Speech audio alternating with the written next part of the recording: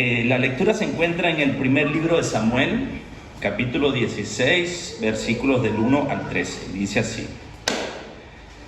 Y el Señor dijo a Samuel: ¿hasta cuándo te lamentarás por Saúl, después que yo lo he desechado para que no reine sobre Israel?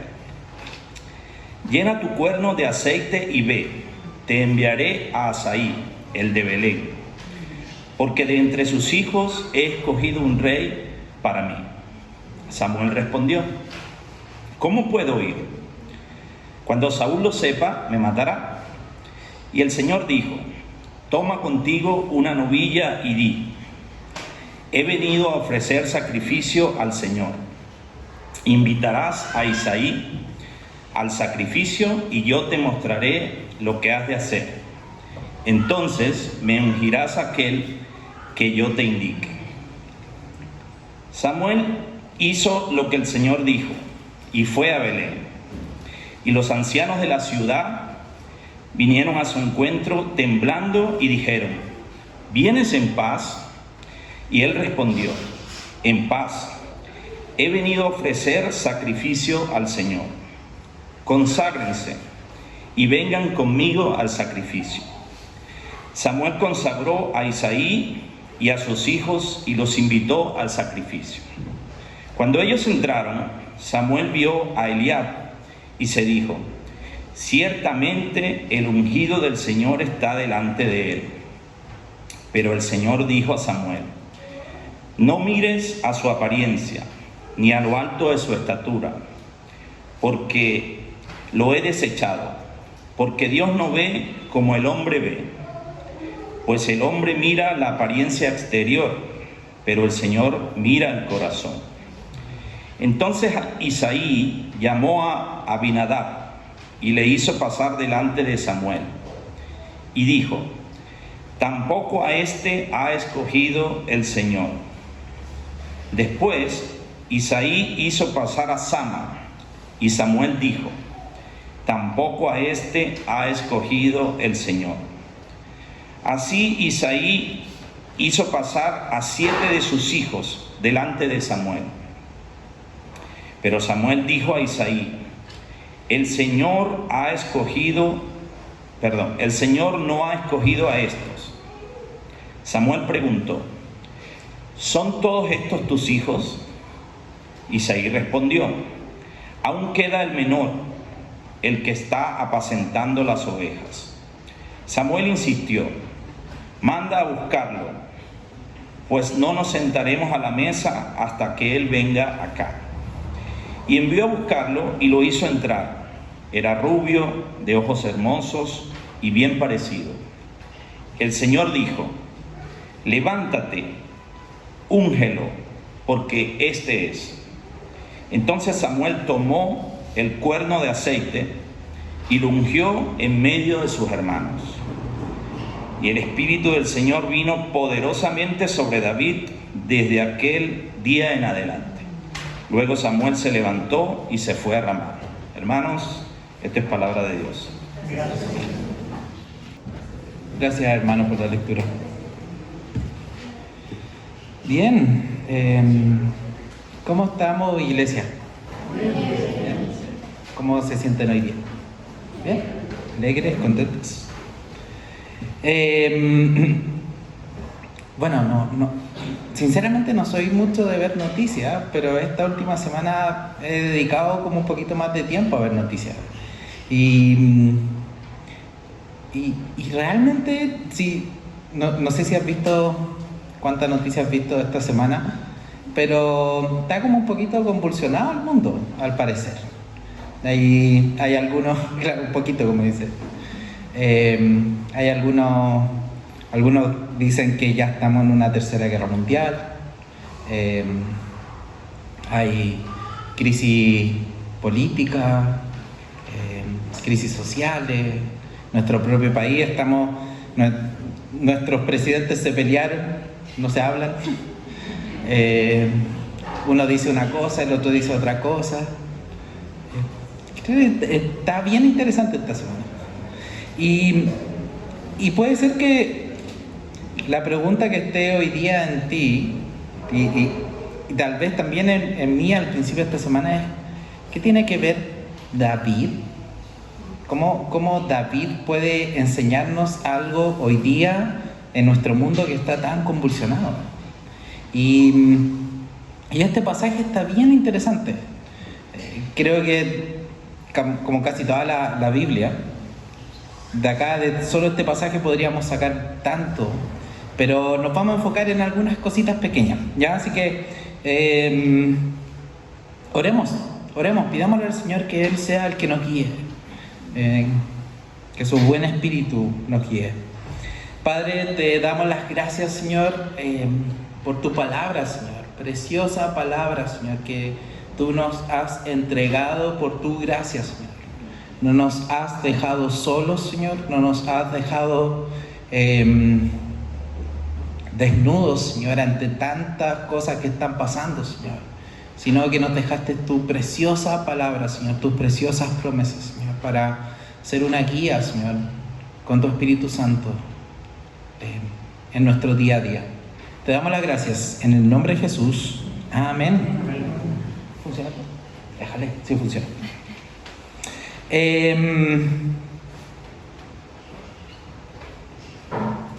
Me adelanté. Estamos en una serie en la que por medio de David estamos viendo qué significa ser hijo de Dios. Y el pasaje que hoy día se leyó, salen claramente por lo menos 3 personajes, que son Samuel, Saúl y David, ¿cierto? Y queremos ver qué es lo que nos enseñan con sus actitudes. Te voy a pedir que tengas tu Biblia abierta, porque no leímos la sección de Saúl, pero también vamos a tratar la sección de Saúl, ¿ya? Así que primero vamos con Samuel. No sé si a ti te llamó la atención, pero a mí me llamó mucho la atención cómo comienza el pasaje. Comienza con una pregunta de parte de Dios. Y versículo 1: y el Señor dijo a Samuel: ¿hasta cuánto te lamentarás por Saúl, después que yo lo he desechado para que no reine sobre Israel? Samuel se estaba lamentando porque Saúl había sido rechazado. Y me gustaría un poquito, como empezamos acá en el capítulo 16, me gustaría un poquito retroceder para poder entender mejor esto, porque nos va a ayudar en este sermón, pero también en los siguientes. Hasta antes de Saúl no había un rey en Israel, sino que, si se acuerdan, el año pasado habían jueces. ¿Se acuerdan del ciclo de jueces? Ya. Habían jueces que lideraban.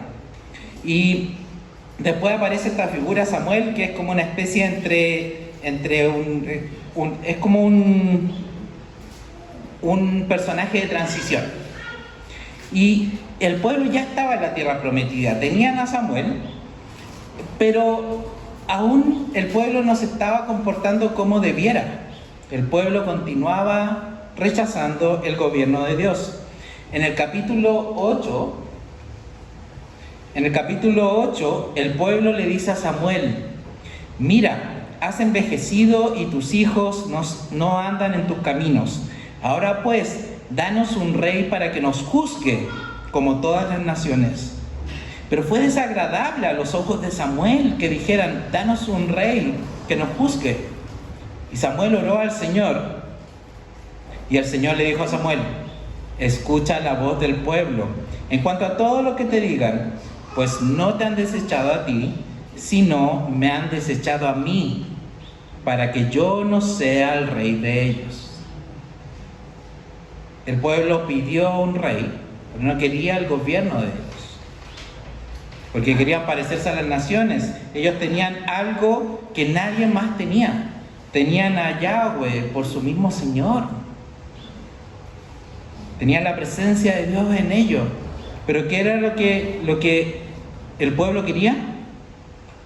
Querían asemejarse a las naciones paganas que estaban en la tierra. El problema principal no fue una monarquía. En Deuteronomio ya sale cómo debería comportarse un rey. El problema es que estaban rechazando el gobierno de Dios para ser como las demás personas. Dios estaba buscando hacer algo en ellos y el pueblo, por otra parte, quería otra cosa. Sigue la historia y vemos cómo se elige a Saúl como rey. Y es importante que hablemos un poquito de Saúl porque en toda Primera Samuel va a estar Saúl y David. Entonces, eligen a Saúl y se nos dice que él fue escogido, y es bien interesante cómo es escogido, y que también vino el Espíritu de Dios con fuerza sobre él, con poder. Al igual que con David, tenía una buena apariencia y un buen y reconocido linaje. Se nos dice de que él era hijo y que era muy conocido. Y a los ojos humanos, Saúl era perfecto, pero era un rey conforme a lo que el pueblo quería. Desde temprano en su llamado, vemos que Saúl no está dando el ancho, al parecer. Empieza su historia con que se le pierden unos asnos, no lo encuentra por 3 días. Después, en su momento de coronación, él está escondido. Hay murmuraciones de él. Todo nos dice de que Saúl no va a ser el rey que necesitamos. Hizo una campaña militar muy relevante y muy exitosa, hasta que hizo lo que no le correspondía y fue rechazado por Dios. Saúl era un rey conforme al corazón de los hombres, no al de Dios. Y eso es un poco de lo que está ocurriendo hasta el momento. Te recomiendo que puedas leer desde el primer capítulo al 15 capítulos, no son más de 10-15 minutos, para poder tener una mejor idea de lo que está pasando en esta historia y en el resto de la serie. Ahora, volvamos con el pasaje. Sí. El Señor le dijo a Samuel: ¿hasta cuándo te lamentarás por Saúl? Versículo 1. Después de que yo lo he desechado para que no reine sobre Israel. Llena tu cuerno de aceite y ve, y te enviaré a Isaí, el de Belén, porque de entre sus hijos he escogido un rey para mí. Esta semana, mientras reflexionaba sobre esto, como pequeña reflexión, me llamó la atención esto. Me hizo pensar en todas las veces en las que yo me he lamentado por cosas, en las que el Señor claramente ha dicho que no. Y pierdo la vista de lo que Él tiene, tanto para mí, para mi familia, para mi alrededor. Me encanta lamentarme por las cosas que no tengo, y eso me hace perder la vista de las cosas que el Señor sí ha dado. Tal vez Samuel ya tenía su plan de jubilación, se nos dice que ya tenía edad. No voy a decir la edad para no comprometerme. Samuel ya tenía su plan de jubilación, tal vez ya estaba pensando en retirarse de la vida pública. Había puesto toda su esperanza en Saúl, este rey que lo guiaría. Pero al final, Saúl resultó ser una decepción en un sentido. Él era un buen rey desde la perspectiva humana, con los ojos humanos, no con los ojos de Dios. Dios le dice: deja de lamentarte, toma tu cuerno, el instrumento, la figura para honrar a un nuevo rey, para ungir a un nuevo rey, y ve. Ahora, si ves en el versículo 2, hay algo que tal vez también pasa, tal vez un poquito más, no es tan evidente, pero ¿qué le responde Samuel a Dios? En el versículo 2, ¿cómo puedo ir? Cuando Saúl lo sepa, me matará. Dios le había dicho que tenía que ir, se iba a cumplir, y Samuel ya había visto el poder de Dios de manera impresionante. Él había sido instrumento de Dios haciendo señales y milagros, pero aún así duda o pareciera tener algo de temor Samuel de enfrentar a Saúl. Y Samuel es uno de los buenos personajes de la trama bíblica, por así decirlo. Pero aún así está teniendo dudas o temor. Aún así obedece al Señor y va, ¿cierto? Samuel va llegando a Belén y nuevamente los ancianos tienen temor. En el versículo 5, va llegando a la ciudad, dice que los ancianos tienen temor. Samuel había sido nuevamente instrumento de juicio de parte de Dios. Por eso el temor también. Samuel les dice que viene en paz y hace un sacrificio y se junta con Isaí y sus hijos. E Isaí comienza a presentar a su hijo, uno tras otro. Aparece el primero, Eliab, el primogénito. El primer hijo de la familia en ese tiempo era alguien importante. Era el que iba a recibir la mayor porción, era el que se iba a quedar con el negocio familiar, y cuando tuviera edad suficiente iba a ir a la guerra.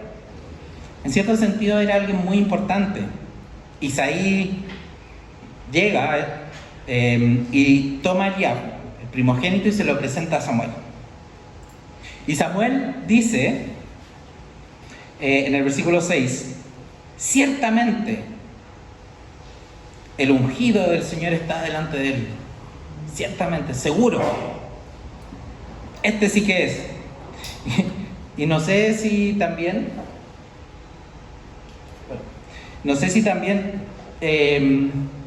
te sientes identificado con eso.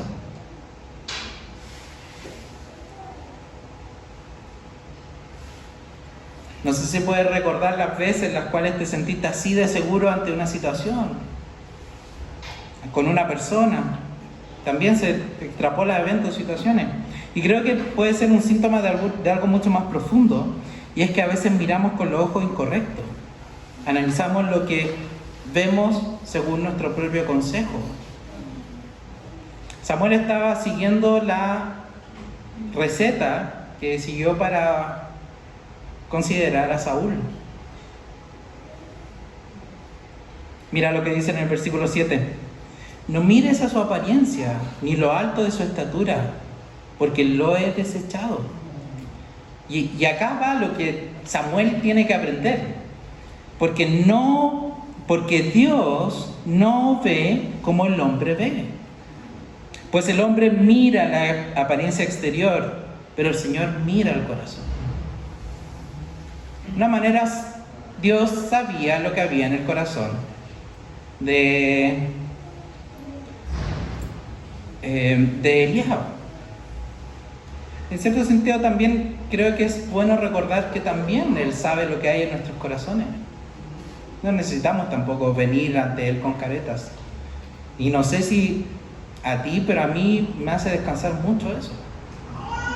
No necesito arreglarme para estar ante el Señor. Puedo venir como soy y Él corregir mi corazón.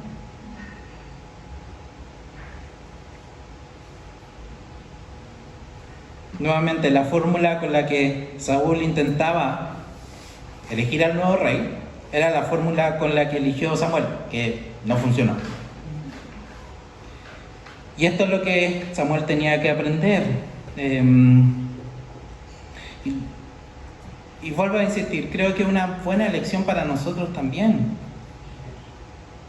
Proverbios 3, que sigue la misma línea de la literatura sapiensal. Confía en el Señor con todo tu corazón y no te apoyes en tu propio entendimiento. Reconócelo en todos tus caminos y Él enderezará tus sendas. No seas sabio en tus propios ojos. Teme al Señor y apártate del mal. Si queremos ser hijos conforme al corazón de Dios, debemos entender qué es lo que busca Dios. Debemos buscar ver como Dios ve, valorar lo que Dios valora. Ahora, igual un punto para Samuel: aunque estuvo equivocado, él corrigió su error, no así como Saúl. También eso significa ser hijo de Dios. Estar dispuesto a reconocer que nos equivocamos y ser obedientes al Padre. Siguen pasando los hijos de Isaí ante Samuel. Pasa a Abinadab, después pasa a Samá, y después pasa al resto. Al final ninguno de los 7 hijos que están ahí eran escogidos. Pero hay uno más. Sucede que el último, el hijo pequeño, el más pequeño, está apacentando las ovejas. No sé si te fijaste. Interesante que de alguna manera aún no oímos hablar a David. Pero pareciera que él está haciendo las cosas bien. O sea, mientras veía el texto me preguntaba por qué los otros 7 hijos estaban ahí. ¿Por qué no haciendo sus labores, como debería hacer en la cultura de la época? Al parecer David estaba haciendo algo bueno. Los ancianos, cuando llegó Samuel, tenían miedo. Saúl también todavía se estaba lamentando por Saúl. Saúl, después estamos viendo que Saúl no estaba bien dirigido. Al parecer David, de alguna manera, aun siquiera sin hablar, algo ya no está diciendo de él. Llega David y se nos da una descripción de él. El Señor le dice a Samuel: este es, úngelo. Y el versículo 13: y el Espíritu del Señor vino poderosamente sobre David desde aquel día en adelante. El Espíritu del Señor vino sobre él y estuvo con él. Es una imagen muy linda. Ahora, lee conmigo el versículo 14, ese no se leyó. El Espíritu del Señor se apartó de Saúl, y un espíritu malo de parte del Señor lo atormentaba. El contraste es dramático. Por una parte viene el Espíritu sobre David y lo llena poderosamente, y por el otro lado el Espíritu de Dios abandona a Saúl, y un espíritu malo, es el Espíritu Santo, es un espíritu malo de parte del Señor, lo atormentaba. Los siervos de Saúl le dicen que busquen, voy a resumir este texto, puedes leerlo más tranquilo en tu casa. Los siervos de Saúl le dicen que busque a alguien que toque el arpa para ahuyentar el espíritu malo, y le aconsejan que busquen a David, hijo de Isaí. David va y se queda con Saúl, que él lo llega a estimar mucho. Y cada vez que el espíritu malo de parte de Dios venía a Saúl, David tomaba el arpa, la tocaba hábilmente con su mano, y Saúl se calmaba y se ponía bien, y el espíritu malo se apartaba de él.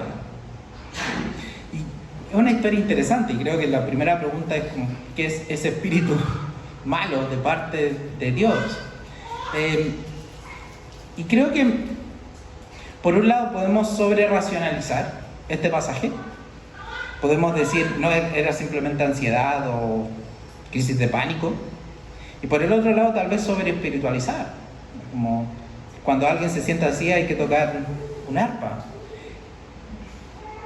Más allá de saber qué era lo que era este Espíritu de Dios, es interesante notar que eso que viene de parte de Dios es una señal de juicio, en contraposición a lo que estaba pasando con David. David, por un lado, estaba siendo levantado. Saúl se estaba demostrando el juicio sobre él. Y esto es parte de lo que algunos teólogos o personas llaman como el juicio por medio de la ironía que recibe Saúl. Y déjame explicar un poquito esto. No sé si te fijaste, pero el miedo está en varios de los personajes, inclusive en Saúl. Quiero leerte un versículo justo del capítulo anterior, en el versículo 24. Entonces Saúl le dijo a Samuel, después de que Samuel le dijo que estaba mal: he pecado, en verdad he quebrantado el mandamiento del Señor y tus palabras, porque temía al pueblo y escuché su voz. ¿Cuál es la razón por la cual fue desechado? Porque temió al pueblo, no temió a Dios, y escuchó la voz del pueblo. En este contexto, la voz del pueblo no estaba buscando honrar a Dios, sino estaba buscando honrarse a sí mismo. Saúl temió más al pueblo que a Dios, y la ironía es que al final termina temiéndole a Dios, pero no de una forma reverencial, sino de una forma como enemigo. El rechazo a Saúl se hace evidente. Saúl era un hombre conforme al corazón de los hombres, temió más a los hombres que a Dios. Obedeció y buscó la gloria de los hombres más que la de Dios. El resultado es que fue rechazado por Dios. Ahora, de David se dice otra cosa. Me gustaría que vieras los versículos 18 y 19. Yo he visto, están hablando nuevamente de David. David no está hablando de él, están hablando de él. Yo he visto a un hijo de Isaí, el de Belén, que sabe tocar, es poderoso y valiente, un hombre de guerra, prudente en su hablar, hombre bien parecido, y el Señor está con él. Entonces Saúl envió mensajeros a Isaí y dijo: envíame a tu hijo David, el que está con el rebaño. ¿Qué está haciendo David? Está con el rebaño. De una manera está haciendo lo correcto.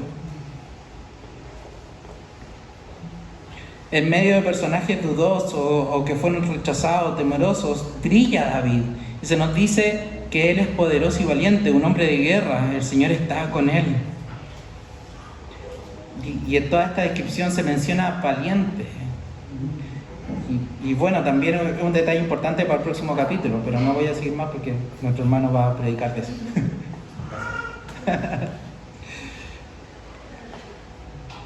Dime si no es una bella imagen que en medio de tanta incertidumbre y tantas cosas, David está apacentando las ovejas, está cuidando.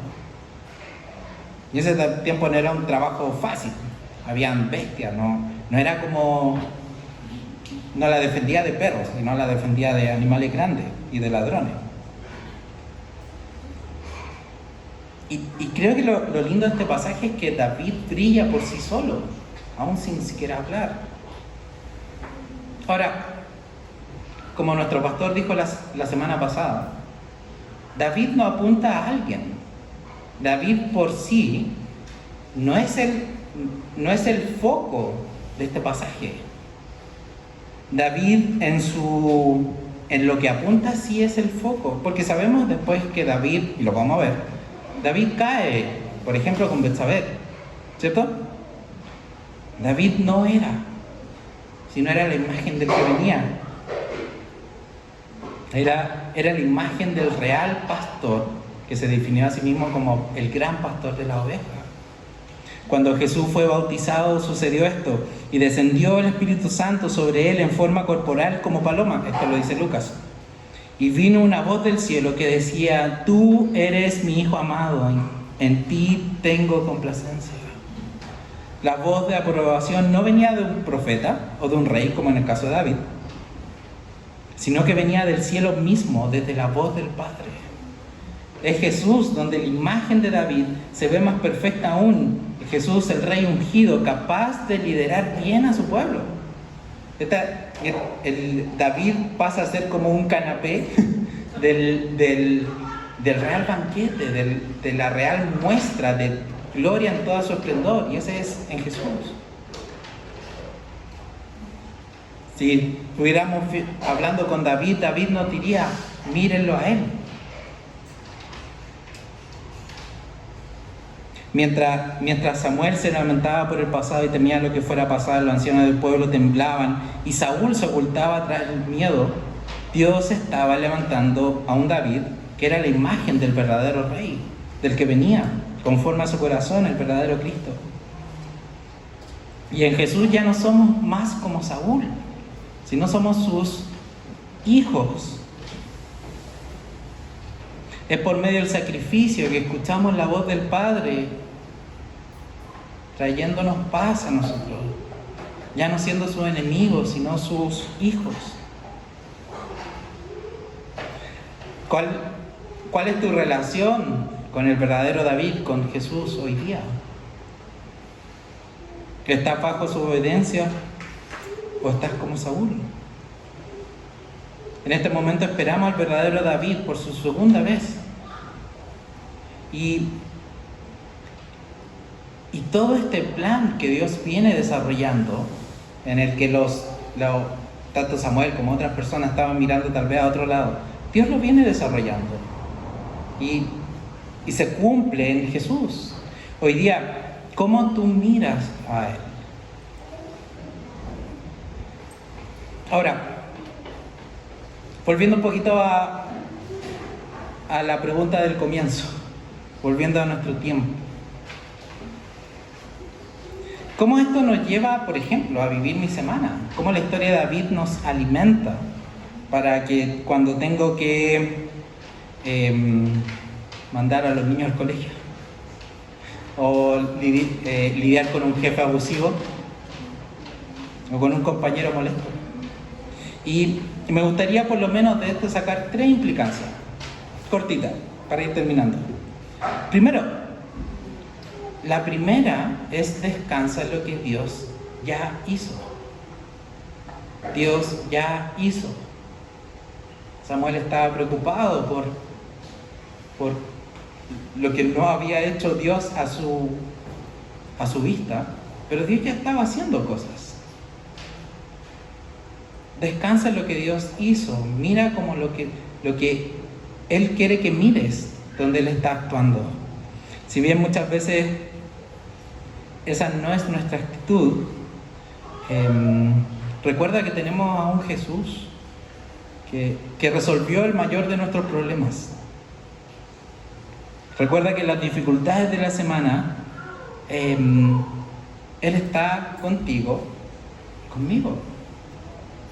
Enfrenta las dificultades como un hijo, sabiendo que Él está obrando. Segunda, mira lo que Dios está haciendo. No te lamentes por lo que no has tenido, por lo que no has logrado. Sobre todo si es que le has pedido a Dios que se haga su voluntad. Hoy día es muy común lamentarse por lo que no tenemos. Es una estrategia de marketing. Es muy común, vivimos en una sociedad que se lamenta por las cosas que no tiene. Como cristianos, como hijos de Dios, tenemos que recordarnos esto. Tenemos más de lo que deberíamos tener.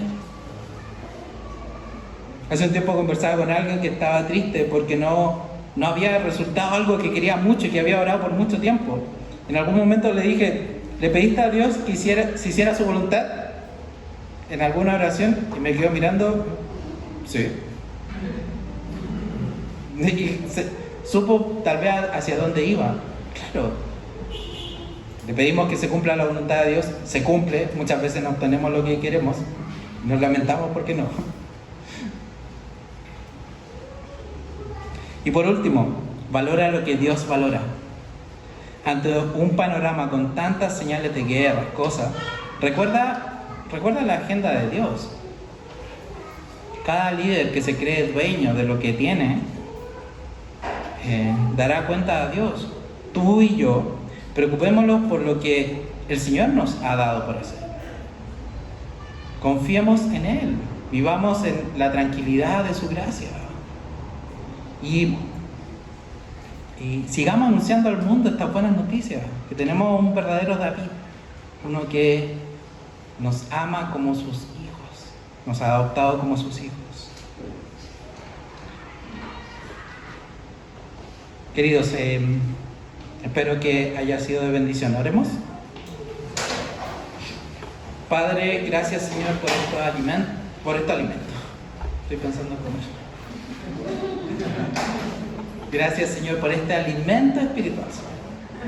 Gracias Señor por lo que tú nos has dado, Padre.